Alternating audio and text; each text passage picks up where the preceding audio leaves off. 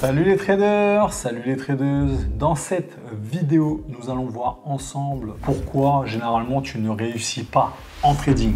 Donc on va voir dans cette vidéo 3 choses qui vont te permettre d'avancer dans ton trading, de te débloquer et forcément dans quelques mois améliorer ton trading. Avant toute chose, avant qu'on démarre cette vidéo, je te laisse aller t'abonner, je te laisse me liker, puis c'est parti, let's go. Donc le petit sommaire, comme d'habitude, on va voir ensemble FOMO en trading, on va voir ensemble le non-respect du plan de trading et on va voir ensemble l'absence de journal de trading. Alors le FOMO en trading. Le FOMO en trading, déjà ça veut dire quoi? En gros, c'est la peur de manquer une opportunité. Souvent, on se dit, vas-y, je rentre en position parce que j'ai peur que le marché parte sans moi. Tu vois, quand tu as des grandes bougies verte ou rouge, on s'en fout, on va dire verte, tu as une grande bougie haussière, et là tu te dis waouh, ça fait que monter, oh, j'ai peur de louper cette opportunité, donc du coup je vais rentrer en position. Alors ça c'est vraiment pas bon, parce que là ce que tu fais clairement c'est du trading émotionnel, et il faut surtout pas faire de trading émotionnel, il faut trader comme un robot.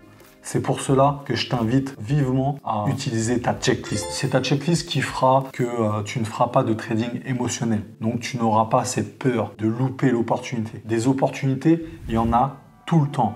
Donc ça sert à rien de dire oui, le marché il part sans moi, je suis frustré, il faut que je rentre. Non, laisse-le partir. Il part, laisse-le partir. Tu trouveras un autre point d'entrée. Tu feras un autre plan de trading. Et bien entendu, il faut faire des plans de trading. D'accord? C'est important. Ça t'évite de rentrer à l'arrache comme ça et de trader pour trader. Non, on ne trade pas pour trader. Si on prend le trade, c'est parce que derrière, il y a eu un plan de trading. Donc forcément, le deuxième point, tu le vois, c'est tout simplement, en gros, si tu n'as pas de stratégie, c'est la merde. Il faut vraiment que tu te rendes compte que le trading, c'est un job, c'est un métier. Il faut que tu t'entraînes, il va falloir que tu t'exerces, il faut prendre de l'expérience, il va falloir que tu prennes de l'expérience sur une seule et unique méthode. C'est important. Et c'est ça qui fera toute la différence. C'est que si tu maîtrises ta méthode, forcément, tu pourras plus avoir cette peur de manquer l'opportunité. Alors, le deuxième point, c'est tout simplement le non-respect du plan de trading. Déjà, si tu en fais un déjà. Parce que généralement, quand on est débutant, il n'y a pas de plan. Alors, c'est très important de faire un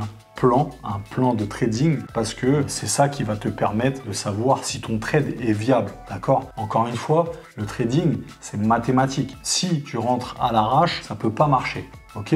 En gros, un plan de trading, tu dois avoir quoi? Un bon ratio, parce que si tu as un ratio inférieur à 1,5, généralement, c'est que ton trade, il sera pas viable, tu pourras pas gagner. Ok? Pour que mathématiquement, tes gains recouvrent tes pertes, il te faut au minimum un ratio de 1,5. Donc, dans le plan de trading, forcément, il va falloir avoir un bon ratio, mais pour cela, il te faut un arrêt de perte, mais il te faut aussi un objectif. Après, si tu veux toujours avoir le doute et toujours avoir cette frayeur de rentrer en position, fais pas de plan. Fais pas de plan de trading. Moi, je te conseille clairement de faire un plan de trading parce que c'est ça qui va faire que tu n'auras pas peur, d'accord, de rentrer en position. Parce que tu sais où tu rentres, tu sais où tu sors et tu sais même combien tu vas perdre. C'est le plan de trading qui va faire que tu n'auras plus peur. Passons au troisième point qui concerne le journal de trading. Est-ce que tu as un journal de trading? Oui, non. Est-ce que tu l'utilises? Oui, non. C'est important, c'est super important. Le journal de trading, c'est obligatoire. Tu ne peux pas trader sans journal de trading. En fait, j'ai envie de te dire qu'un trade, c'est quoi? C'est de prendre position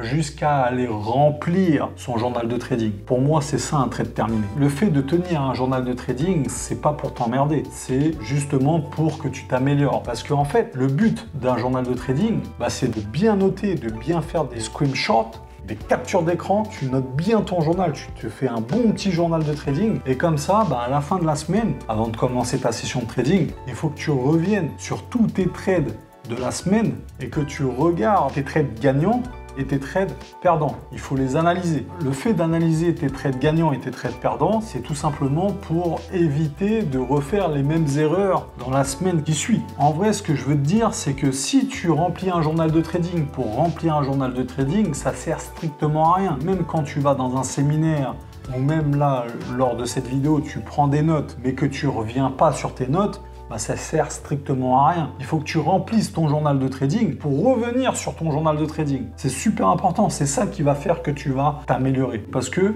tu vas te rendre compte d'une grosse erreur que tu fais souvent, que si tu l'analysais pas, tu te serais jamais rendu compte que tu faisais cette erreur. Et c'est ça qui fait que tu vas avancer. Et c'est peut-être cette grosse erreur-là qui fait qu'aujourd'hui, tu es bloqué en trading. Donc voilà, on arrive à la fin de cette vidéo. Je te conseille clairement d'utiliser ces outils pour améliorer ton trading.